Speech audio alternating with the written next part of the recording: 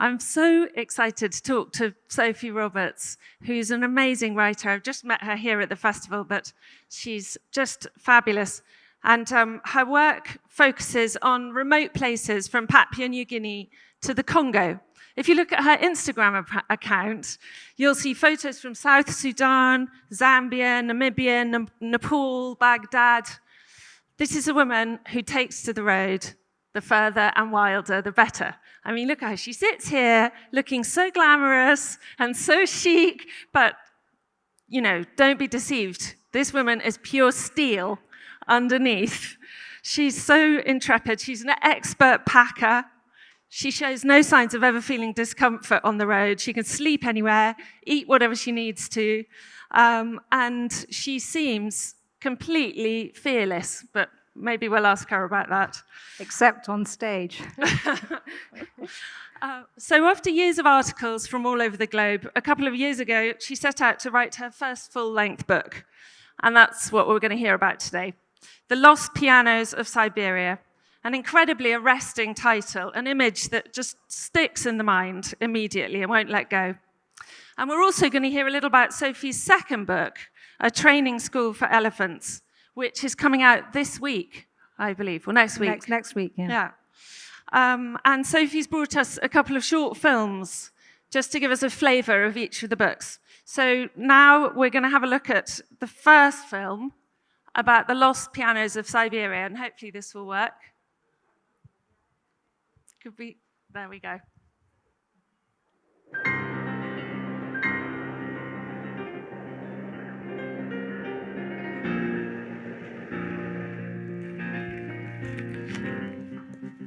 I give it 8 of 10.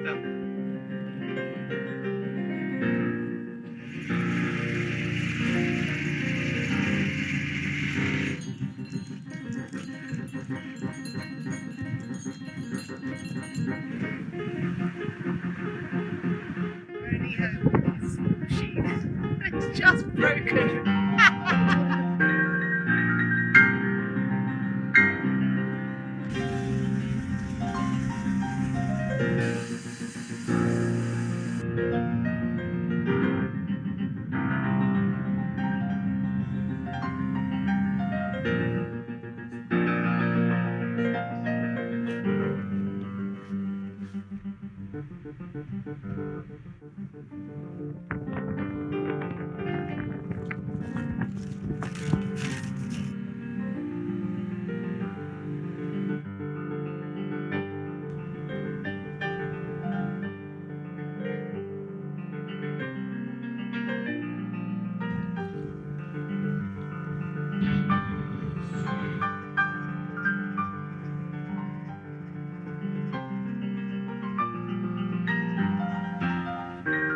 Decimated.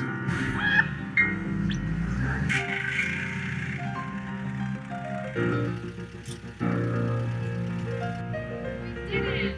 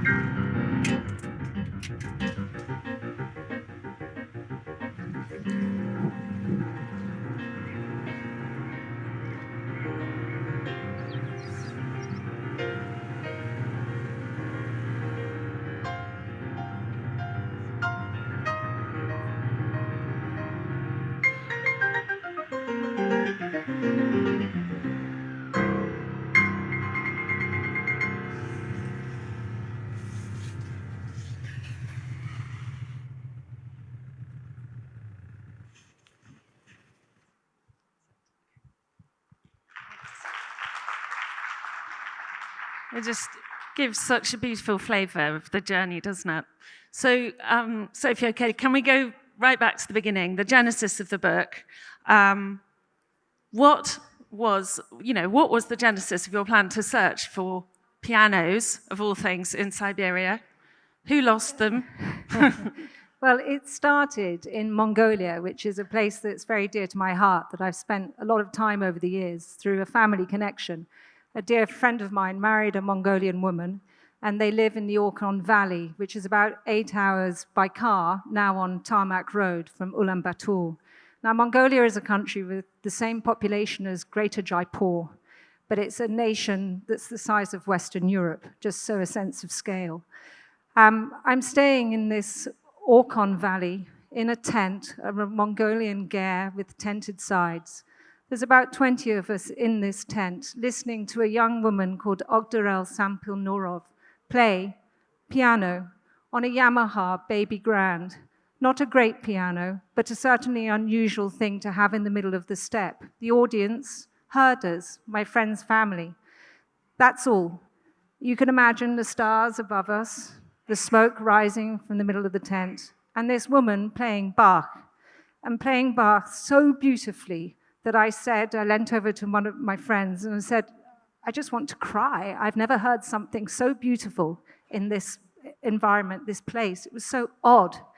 And he said, oh, no. And he knew this woman intimately because he'd helped support her at an Italian conservatoire. He said, that piano is not worthy of her talent. And he looked at me, and he knows exactly the kind of person I am. He said, you must go and find her one of the Lost Pianos of Siberia. We were 100 miles south of the Siberian border. She is of Siberian descent herself. She's a Buryat Buddhist who were thrown out in the Stalinist period in the 1930s. So there was a strong connection.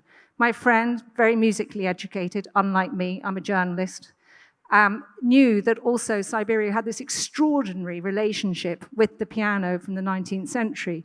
And he said something to me that I found really powerful and poetic, which is when you put two wrong things together, somehow for me they make a right. And that was the idea of lost pianos in a place called Siberia. It was so odd that I thought, I'll give it a go. Siberia is still one of the least explored places on Earth. It's remote, but even more than that, it has this vicious climate, doesn't it? So, and also, I was amazed when I started reading the book to discover that Sophie has a serious allergy to mosquitoes. And Siberia in the summer is, an absolute hellhole of mosquitoes. So, how did you do it? How did you get to where you needed to go? Well, first of all, I chose to travel mostly in winter because there's something incredibly poetic about that landscape when it's wiped clean. It's literally under snow. So I found it very attractive in the winter. I was reprimanded by an old believer living on the shores of Lake Baikal, and it was like minus 30, and I said, "Oh God, it's so cold." And she looked at me and with a sort of slightly patronizing glare and said, "Just dress properly." And it was a fair point. But I got there, and I needed to know I was going to like a place. I was going to commit myself to for what was, Siberia is. I describe it according to Anton Chekhov's description, which is Siberia begins in the Ural Mountains and ends goodness knows where. And if you take the Surya Mahal, imagine St. Petersburg is the star on the left. The S is the Ural Mountains. Everything to the next star is Siberia, the Pacific coast. So it's a vast territory, 9 different time zones. We're on the same time zone as Auckland, New Zealand at that end star. So the vastness of it was kind of hard to get my head around, but also deeply alluring to somebody like me who is profoundly restless. So I think partly because your next book that we're talking about as well is a story of the Belgian colonization of the Congo. I very much came to this book as the story, in a way, of Russian colonization of Siberia and the Western culture that came in its wake, with the piano as its central metaphor, and an iconic piano that you describe as a fulcrum in Siberian history that was dragged thousands of miles to the east on a sledge for Princess Marie Volkonsky in about 1826, was it? Yes, Can you that's tell us, why was that one so significant? It's an iconic story. It's a very romantic story. It's the kind of Tolstoy-esque story that people want of Siberia. And it was this Russian princess called Maria Volkonsky, whose father was a great hero of the Napoleonic Wars. Her husband was fighting for a more liberal Russia. And he joined a group called the Decembrists, and they tried to convince the next Tsar to turn to a constitutional monarchy, even a republic. Promptly 600 of them arrested, executed many, and some of them were banished to Siberia, which has been described as the largest continental prison without a roof. During that period, 1 million people were sent to Siberia as exiles and prisoners. Maria chose to leave her child, which was part of the deal she made with the Tsar, leave her child forever to be with her husband in Siberia in permanent exile, where she remained. And she took a piano with her. She traveled 4,000 miles with this piano strapped to her sledge. She moved into prison with her husband, and there's a really, really beautiful drawing by one of these contemporary political prisoners of her with the piano in this godforsaken jail with her husband. She stayed in Siberia for 30 years. She built the first concert hall in Siberia. Music started to get ingrained into a sort of seam of political exiles. Then there was a huge influx of Poles, and you could trace this moment, this fulcrum, where these very educated political prisoners had an effect on Siberian culture. But this is a European instrument, a Western instrument. It's got nothing to do with the indigenous narrative or sound of that place. And I found that a very compelling kind of narratorial mechanism, if you like, to travel Siberia and try and understand all those layers of its history. And it was interesting because when I first wrote the book, I luckily got a book deal, which meant I had to do it. Because it was a nice idea, but the reality was a bit daunting. So I had to deliver. And I originally reported it as a journey, because I come from a travel background, starting in the Urals and finishing on the Pacific. And I delivered the book to my publishers, and my American publisher, who's a particularly brilliant man, he looked at it, he goes, "It's a first draft." I was like, oh, God. And he goes, "I want you to take another year, and I want you to rewrite this story, not according to your journey, which I really don't care about. I want you to write this book according to the journey of the story of the colonization of Siberia by Western Russia, and use the piano as that mechanism." And it worked, because it's completely different from seeing it as my journey, which is important to me to kind of somehow disrupt a travel genre, which I think is deeply problematic. And, you were on a panel with some brilliant people earlier in this festival talking about the problematic nature of the travel genre. And this released me from some of those shackles, if you like, of being too ego, too narcissistic, too much of the I voice. Very interesting. I didn't know that. But clever editor, because the structures, work so well now, doesn't it? And so you've just mentioned the Siberian culture underneath. I wanted to talk about that, it's very easy for us, even here, where obviously in India we're a lot closer to Siberia than, you could say the remote place here is Britain, but still Siberia feels very remote, and it still has that image of a sort of empty land, which is of course entirely Orientalist. And it was filled with I think there were more than 50 different Siberian ethnic groups. They had 4 different language groups, and it was similar to the clearing of the American indigenous people. The Russians and the Cossacks just massacred them, didn't they? And I felt that, through your story, one has a real sense of that emptiness, that terrible tragedy that underlies all the modern Siberian history. And there's a moment when you meet a composer from the Siberian ethnic group, the Nenets, if Yeah, I've the pronounced that Nenets. right. The Nenets are the reindeer people, and they travel on you saw some of them a little in that video, but they travel for 800 kilometers in a migration up in I went to the Yamal area, which is like a little crooked finger that sticks up towards the far north. It's Arctic, it's within the polar circle. And I went there looking for this guy called Semyon, who had been, he was a Nenet.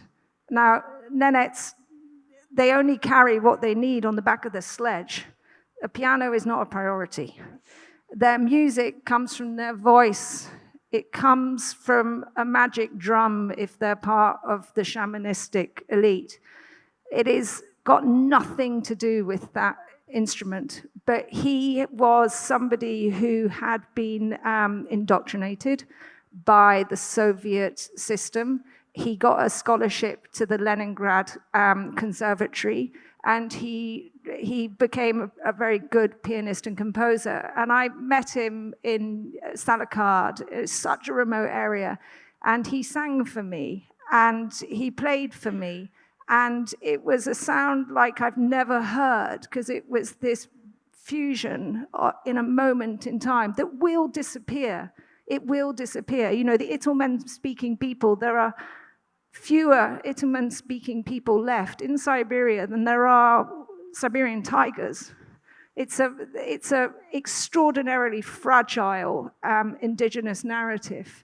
And a lot of that has got to do with the incredible success of the Soviet story. Lots and lots of people moved into those Siberian towns during the Soviet period with the promise of industry and jobs and a future and an equitable life for all. And that was what was kind of incredible, because to go back to a motive, I was working for The Economist at the time, and there was a cover with Putin with the red devil eyes. And that cover really bothered me. Irrespective of my opinion of Putin, it doesn't matter. What bothered me is that was an image for Russia. And I thought there has to be another Russia. There has to be people who haven't got the devil eyes. There has to be a humanity that sits below that political horror story, over whichever side you happen to want to take on it. And that's what I wanted to access. And in Russia, if you knock on the door of a stranger and you say, "Have you got a piano?"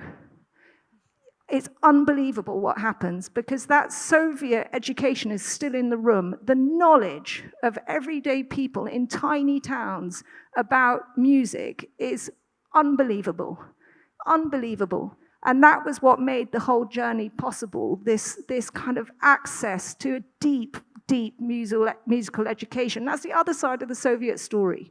So it was I don't know, I was surprised by what I found. Yeah, no, the book is full of all these encounters with people that are just full of humanity. And, I don't know, I think it's worth remembering all that other side of Russia now, isn't it? And we're so horrified by the...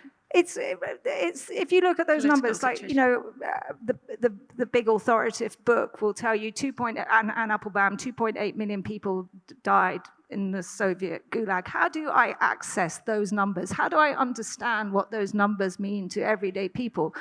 And there was one particular woman who, I was tipped off about her. She was called Vera Lotar Shevchenko. She was born in France. Father was a mathematician and a terrible gambler. She ended up showing a gift for piano. At 20, she was touring Europe. Celebrated Le Figaro as an absolute star of her generation. Goes to Rome, falls in love with a Soviet engineer, moves back to Russia, lives in Leningrad. Within a few months, husband arrested. She goes and contests his arrest, so she's sent to another gulag. She's in that gulag in Siberia for 8 years. Her husband dies in the gulag. We don't know how, suicide, torture, but all she is given is the case of his violin, which she can never bear to look at because it feels like a coffin to her. 8 years she's in this gulag. She walks out on the day she's released in her prisoner's pea coat in this tiny little town and knocks on the door of the music school and says, "Have you a piano?" Of course, she goes in, and this was the oral history that I was gathering when I was in the field, incredible oral history, which I believe in the bottom of my bones. And this description of her playing the piano in this music school on an ill-tuned instrument, a magnificent squall of Chopin, Liszt, Bach. 2-3 hours she played, note perfect. It turned out that in the gulag, she'd been practicing at night on a keyboard that had been carved into the side of her wooden bunk by her fellow female convicts. And that's how she'd practiced all through that period. It was an amazing story. Yeah, such a moving story. Such a wonderful story.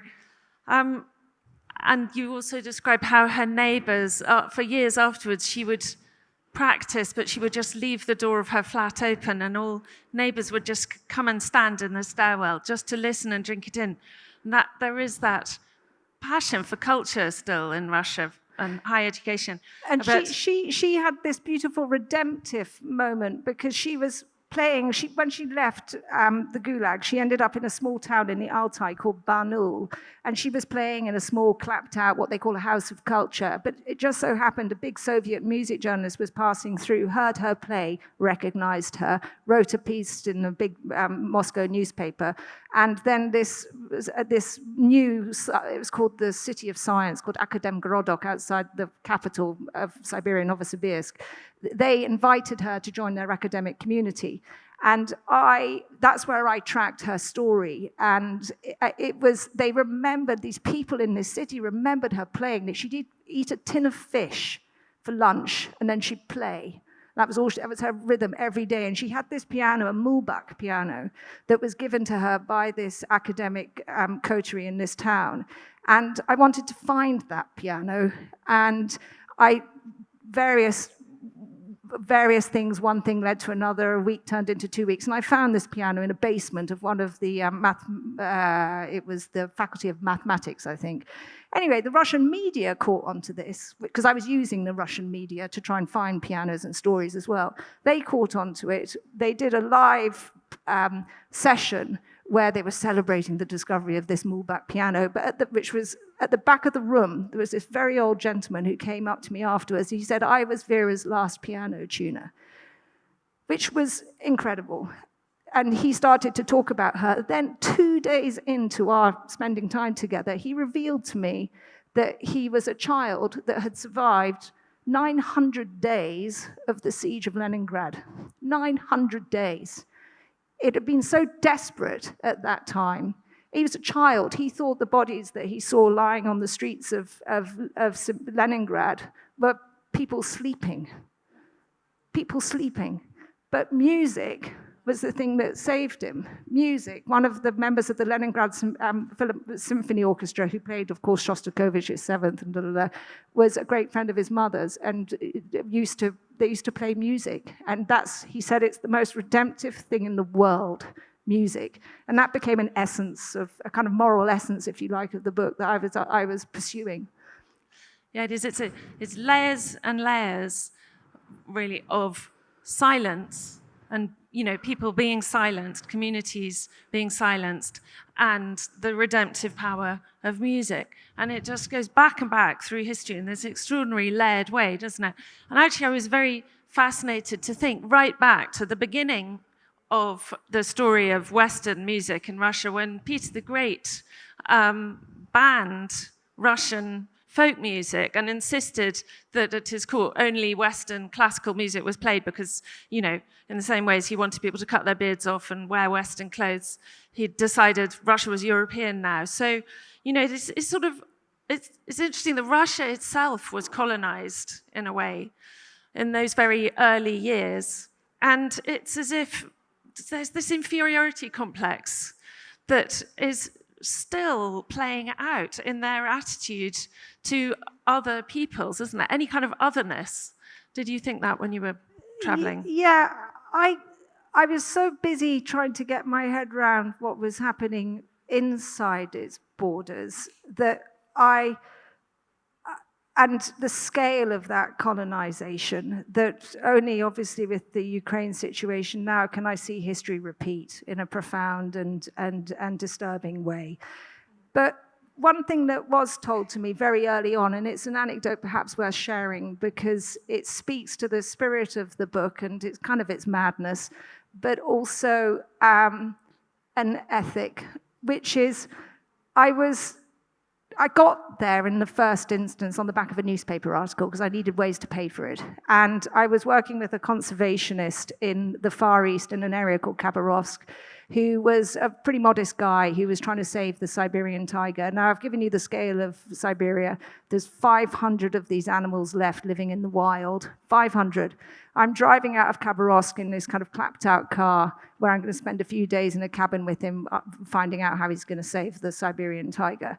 And we go down the road. You can imagine it's like a meter deep in snow. We're in the forest, which stretches a long, long way.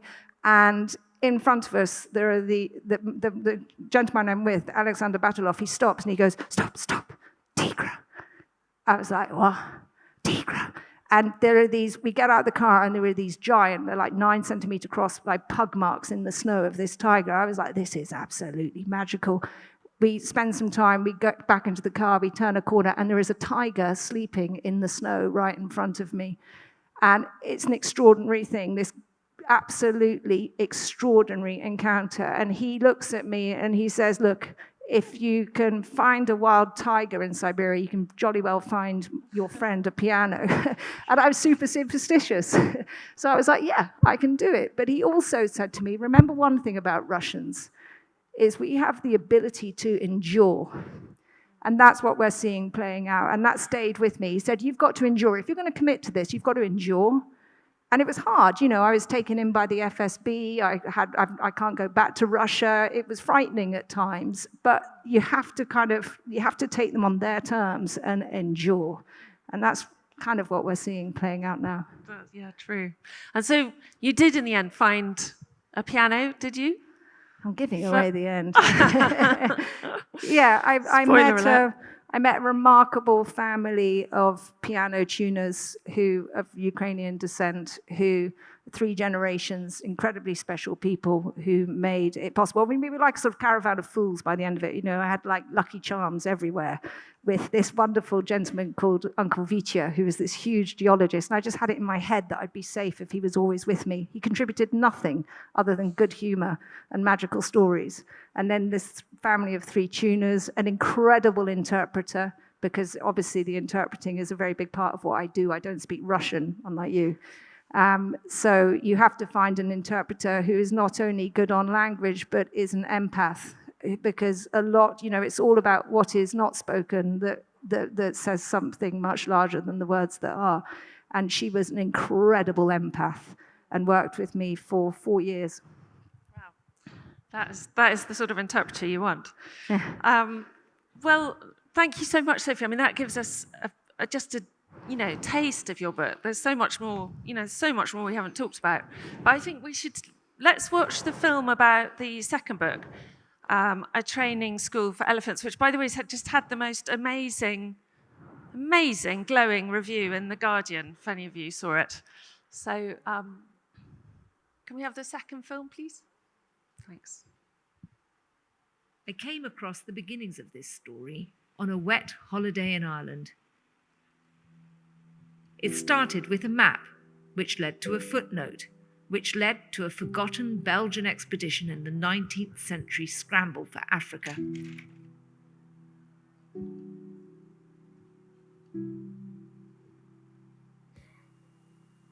In 1879, King Leopold II of Belgium launched an ambitious plan to plunder Africa's resources. He needed a transport system. The key to cracking open the continent, or so he thought, was its elephants. If only he could train them.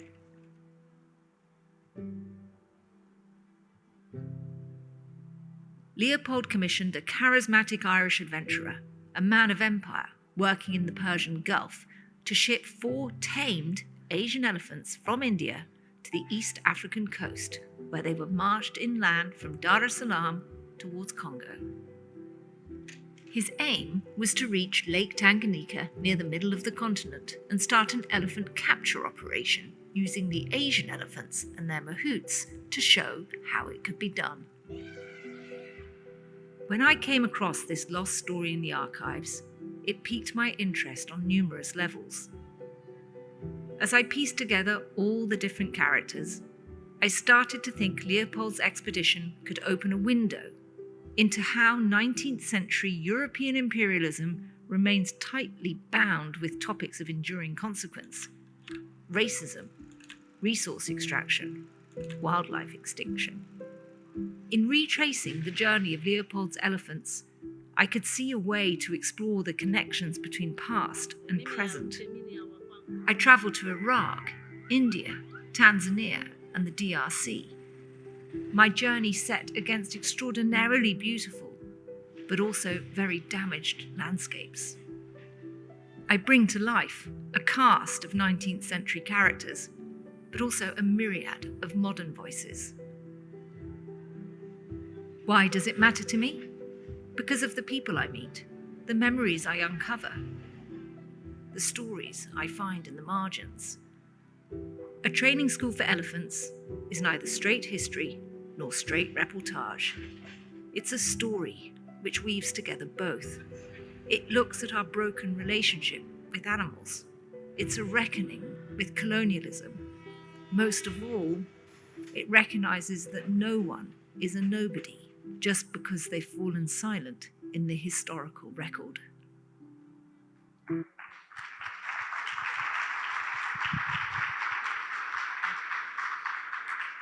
So again, much more directly the tale of colonialism and the colonialization of the Congo was famously one of the most brutal of all. I mean, were you traumatized by some of the stories that you heard on the road then? Yes. There was a brilliant speaker who talked earlier in the week, Peter Godwin, about this idea of moral injury. And moral injury is something that is kind of what I want to confront, explore, and interrogate as a writer. I need ways to do that, which might bring a reader into the room. A piano was my mechanism for Siberia. An elephant is my mechanism for what happened in Congo. Leopold II of Belgium was responsible for an estimated 10 million deaths of African people. But that's just one 10 million. The other 10 million are the victims of the Arab slave trade that came out from the east of Africa into the Arabic territories and also across into this part of the world. We only really hear about the transatlantic. So it was a way for me to dig into that history. And it's so extraordinary. When you get your feet on the ground, and you really start looking and talking, the connections across centuries are there. There's a gentleman in that where I've got a video camera looking at him and he's looking through notes. It was a guy called Peter Sudi. I went looking for him, not him, but the church, where I knew there had been an encounter during this 1879 expedition. It's just an old Anglican church in Zanzibar. And I turned up, and there was a man who was washing his clothes and hanging his washing up on the gravestones. And he was the grandnephew of a formerly enslaved man who was in the records the day the elephants arrived, as he was being ordained as the first African deacon. He could tell me the story of his relation, whose knee he sat on as a child, who'd been enslaved by Arabs aged 18 from the Congo. And that connection across history was so powerful. It's not written down. All I am is a conduit to those stories. But the fact he was willing to share it, I think, is an honor. And that was kind of what I was trying to do. As I was crossing with this, I went very, very slowly. It took me months. I was having to work with multiple different interpreters with local languages plus Swahili. But yes, you uncover trauma. It's not my trauma. It's their trauma. And I feel that my job in it is trying to honor that in some way with a story. So, yeah. Great.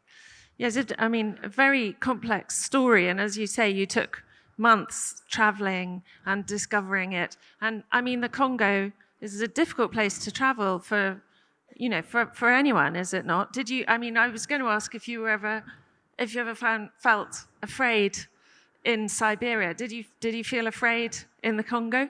Yeah, but I'm good at finding the right people. You go anywhere with the right people who know what they're doing. I'm good at finding the right people. Russia was frightening because they are capricious. If they want to get you, they're going to get you, and they'll hang you on a loophole in the law. I did everything. I always travel as a declared journalist. I get my paperwork super straight and all the rest of it. But yeah, and also, Tanzania is not so easy. But I guess I take a few risks. Measured risks. And you're here, so that's good. Again, no spoilers, but I think we probably know that the effort to train elephants was not a huge success. So how did they then respond after that, the Belgians? How did they extract all the resources? Oh, I mean, they used men, and brutal. It was absolutely brutal. But the elephant story, it was a way of also talking about, at that period of empire, how deeply connected all these places were. India was connected to Africa. Africa was connected to the Persian Gulf. Everything was connected to England, Britain. And so it was kind of like threading all those loops. I spent some time in Pune. There were 13 mahouts that Leopold hired. They didn't return to India. I went looking for their story. I went looking for the elephant story in Pune. And again, the connections are there. You just have to spend quite a lot of time digging. And that was, I haven't answered your question, but how did they extract the resources? But I mean, on the backs of men. Brutal cruelty, 10 million dead. And the story repeats itself. It's a story about resource extraction, exactly the same as Siberia. They went in to get the sable. They went in to get fur. They obliterated certain species now extinct. When my story starts in Africa, you've got 26 million elephants. I've just come from South Sudan, literally from there to here, on a story where they're in an area of South Sudan, which is the size of Rwanda, one elephant that thinks it's a giraffe. It's collared with a GPS collar, and it's moving around with a group of giraffe. That's what we've come to. There's 500,000 elephants left in Africa. So it's those sorts of things that when you put the 19th century against the present day, you get a sense of perspective, which is what I'm sort of chasing, I suppose. Well, it's a really important story, and it's brilliantly told, Sophie. So thank you so much for telling us about it today. And I think we've got time just for a few questions from the audience, if anybody would like. Yes, thank you. Your microphone's just coming. Hi, hello. Sophie, I'm thrilled to hear you speak. I loved your book, and I remember reading it and thinking that you are a very robust traveller. How did you become that way? What was your childhood or the formative years? What made you into such a tough and resourceful traveller? I was brought up in Scotland, in a pretty remote area. I wanted to get out. I don't know. I'm curious. I'm better with strangers than I am with the familiar. I feel completely comfortable with strangers, maybe. Also, I think, in all honesty, I made my break as a journalist in a glossy travel magazine, and what gave me a certain robustness was a desire not to work, I'm being really candid, for a glossy travel magazine. The luxury left me cold. I was like, there's got to be more to the rest of the world beyond thread counts of linens in posh hotels. So it was also a strong response to that, I think. I mean, I got my opportunity, for which I'm hugely grateful, and my editors and all the rest of them are absolutely brilliant people, but it was a hollowing of my soul rather than the fulfillment that gave me a certain robustness to just like get out and try, if that makes sense. Anyone else? Yes, you've got a question down here at the front. Actually, I have two. One is, what's next? I mean, what are you going to do next? And another question is, you're you're obviously a very unique kind of traveler. You unearth all these stories. What I want to know is, what do you think is your special quality or your unique perspective that makes you this effective a traveler? You know, I mean, that you're able to bring forth all these things and show them to us. What is there in you which enables you to do this? I'm an incredibly impatient person. If any of my family members were here, they'd be like, she's now telling a big lie. But I'm really patient when I'm in the field. I can spend days and days and days just waiting for trust. And then when the trust is there, those layers start to come off. I think that is something that helps me. The other thing is I'm very lucky. I believe in collaboration. If you look at the acknowledgements in my book, it's almost as long as the book. I massively believe in collaboration. I collaborate with a brilliant fine art photographer who shot some of this video, all on iPhone, by the way. I mean, he's there. And I think that in collaboration with multiple interpreters, you also create a space of kind of trust and openness and recognition. You know, my whole problem with the 19th century is no woman is ever named. Obviously, that bothers me. No African is named. That bothers me. It's just like big, white, strong guys from 1879 who are making heroes of themselves. That bothers me. And when you start to open up the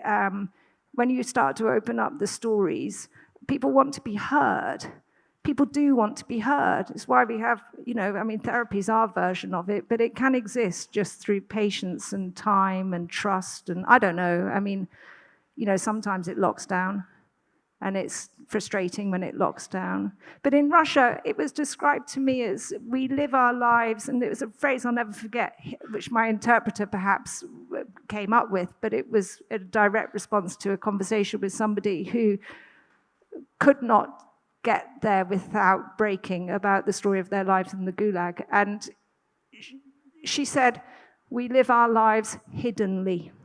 That hiddenly has stayed with me, because I think so many of us live our lives hiddenly, but in repressive political cultures like Russia, in countries that have been so heavily traumatized by the colonial experience, like Congo, hiddenly is the place I've got to get to. And however long it takes, I will get there. And I never change names in my book, which makes me very anxious when they're about to be published, because I think it's part of my honoring them that I don't change their name. Which makes me nervous, but with their permission, I don't change names. What next? I've got a story I'm kind of knocking around in Central Asia, which I really like. I like dealing with really, really big history from a human oral level, if that makes sense. So I've got something, but it's a little problem with the border. I've got to kind of wrangle my way through that border. Any Central Asian diplomats here, possibly? Yeah, no, I'm on the lookout. Any more questions? No, I think is there someone? Yes, there's someone here. Sorry. You had mentioned about Russia kind of prohibiting folk music being, popularized and going for the classical Western music. Do you think that has been effective, and do you know why this kind of thing was attempted? Well, the reason, you're asking why Western classical music became such a big thing in Russia. There's a whole chapter on it, but effectively, Catherine the Great, huge Anglophile, she buys one of the first pianos. She wants everything English, everything new, any newfangled instrument of any kind. Her daughter-in-law then goes to hear Clementi and Mozart duel in Vienna, become obsessed. They try to hire Mozart. They succeed in hiring Clementi. He arrives, starts a piano making, starts selling pianos. He was making pianos, selling pianos. They then do a huge subsidy system for the German piano makers. The piano making industry in Russia was a completely untouched story that I found incredibly exciting. It's a big chapter of the book, but it was crazy. When all the virtuosos were touring Franz Liszt, the biggest and best audiences were in Russia, and that just hung on. it stayed. And then in the Soviet period, the musical education, the great Soviet composers, it's second to none. It's an extraordinary country. And it's just that pre-perestroika moment that everyday people are educated on a level that was just a privilege to report, a privilege. Thank you so much, Sophie. I'm sorry we've run out of time, but I think Sophie's going to be signing books after this event. And so if you've got more questions, she'll be very happy to answer them then. But for the moment, thank you so much for coming, and thank you to Sophy Roberts. Thanks, Charlotte.